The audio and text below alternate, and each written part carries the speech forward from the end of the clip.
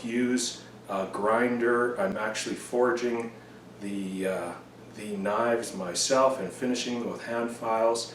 About the only power equipment I use is the drill press. And here are some of the tools that I've acquired. I'll show you those and just explain what I'm doing.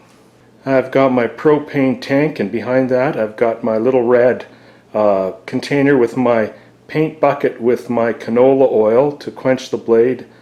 Below the desk there's a pail of sand for annealing the steel. I've got my 100-year-old table roughly, and on that table I've got metal plates just to hold things like the tongs, and my Atlas forge, which I purchased from the Atlas company, that has a burner attached to it, and behind that I've got a thermocouple. So behind that is the thermocouple. There's a magnet, wire brush. So that's where the forging starts, where I heat the blade, move over to my railway tie, and on top of a homemade bench, I guess, or table, with concrete and a wooden base. It weighs over 100 pounds, 20-pound track. That I'm going to need to refinish, grind down. So I'll take you over here to my drill press, which I use to do the handle. And then you'd need a hacksaw, that's another thing. I've made a filing jig, and I think it's Go Knives.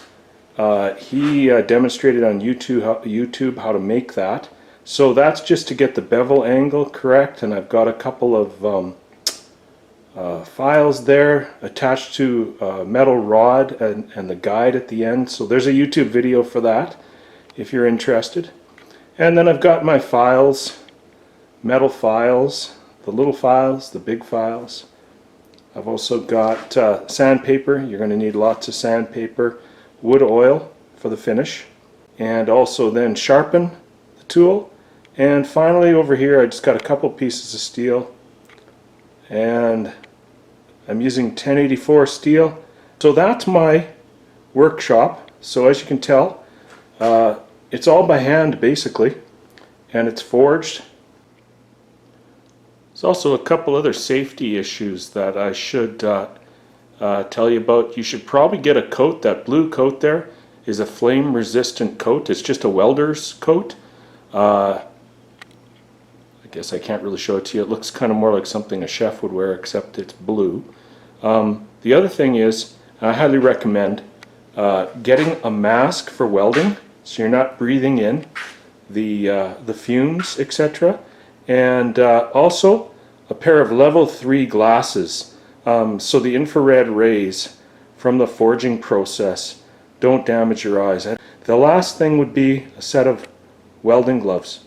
You're going to need those when you get close to that forge, especially in front of it. You can't tell that it burns up to 2,000 degrees Fahrenheit. So those gloves are already starting to turn a little brown or black just from the heat. So once again, it's Vern from VFC Knives, and thanks for watching.